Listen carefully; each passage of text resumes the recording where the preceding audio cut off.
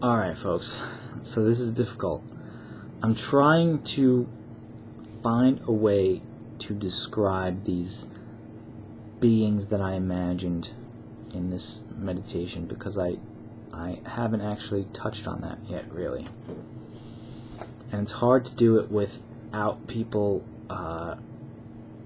thinking they know what I'm talking about when they're really just imagining things that they already have imagined before. So what I'm going to attempt to do is have you imagine a new definition of holy or beautiful or whatever. Anyway.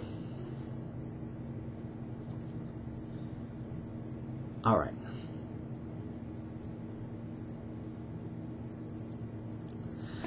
Okay. Alright, here's what I'm going to do. Alright, first I'm going to start out with why holiness, as described from what I've heard,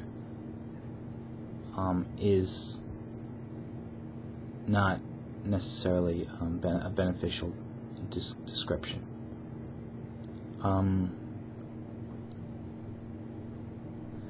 Holiness,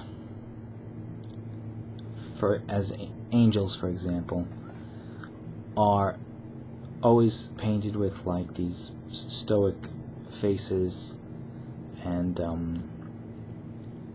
just like they're very regal, and maybe they're a little loving, but they're very reserved, and they're very wise, and they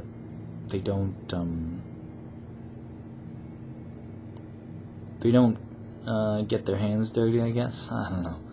So yeah, so this is a problem. Here's why. Human beings don't emotionally respond to that. I don't think. Human beings respond to appreciation of them. So that is really the key. So to redefine holy for the sake of this meditation, I'm going to talk about beings that are very, very appreciative, understanding, and curious.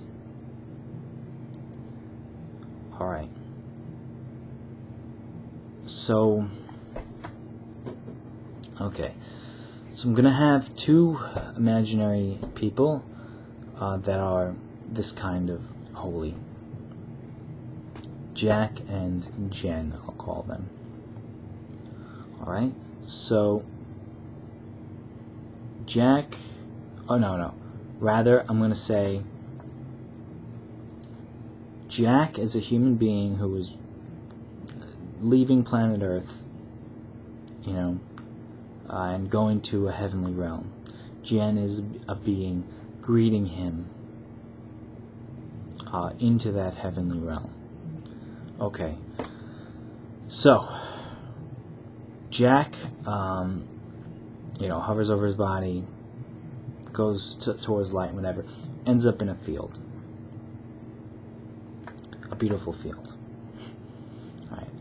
So Jen, what Jen does is she says, "Jack," and tears well up in her eyes, and she has such a big, it's hard to describe, a big loving smile on her face. Her eyebrows are like, like she's seen someone that she hasn't seen in a very long time, and then she screams, "Jack," and he's kind of like, oh man, he's been on Earth all this time, and he's like, oh, what's going on? And she hugs him, arms like this around his neck, and she's shaking him, and she's she's she kisses him on the cheek, and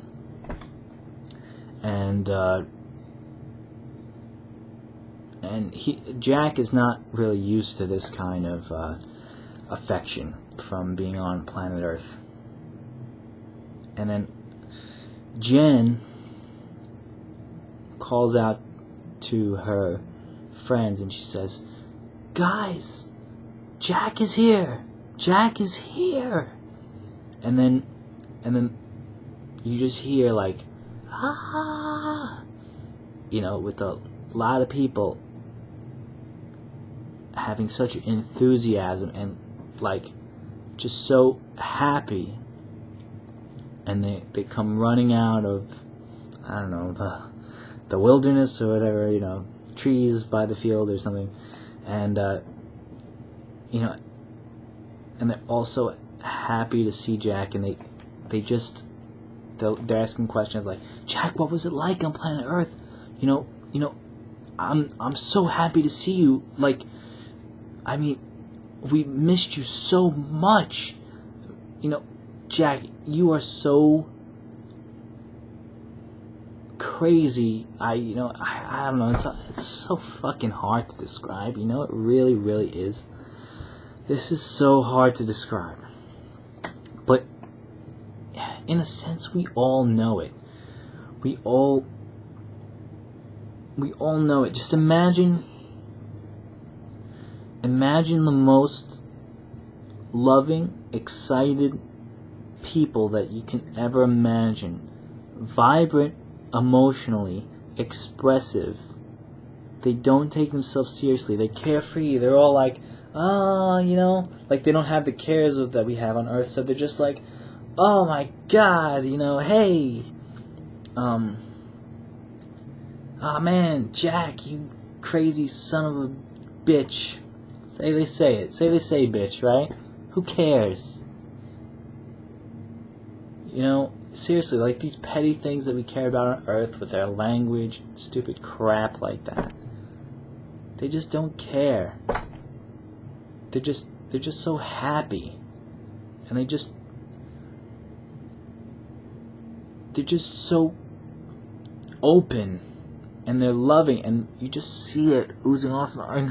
It's like I can't get it out of my imagination into your imagination. So I'm just trying, and it's really, really difficult. So I'm just using words like happy, excited, loving, and people think they know what this means when it's really much deeper. It can be so much deeper than what we have imagined. Seeing from what I've seen in culture and movies and art and religions, it hasn't been imagined big enough, like unconditional love, that you can say anything and people will love you. They'll always support you. They may not always be happy, like these angelic imaginary beings. They may not always be happy that you've done certain things, but they're not mad with you. They support you. They feel sorrow when you're in pain. They're understanding. They realize that you've been in pain on Earth, and that's why you've done the things that you've done. Because that's what corrupts us. The pain corrupts us. And so these beings understand that you are in pain here. And they understand that all you needed was love. And they are so happy to provide that love for you and that nurturing. And give you the hug that you've needed all this time on planet Earth. And they will be excited and tear up with joy that you are now safe in a loving place when you were in such a crappy place before. When there's no suffering there, and they can play around, dance around, throw a football, and laugh, that kind of belly laugh that is so rare here.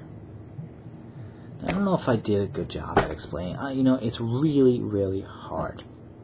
But it's so easy to imagine when you just take the premise of I hate to say perfection, because perfection is a comparison.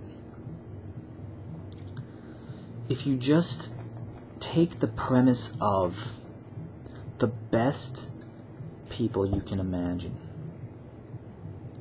and you can start out with the most loving people or deity or anything that you can imagine, and if you do that and then take away all conditions that they would have for loving you, and just imagine that no matter what you do, they will appreciate you. I'm sorry, Alright, I'll look this over. If it's any good, I'll post it. Alright, see ya.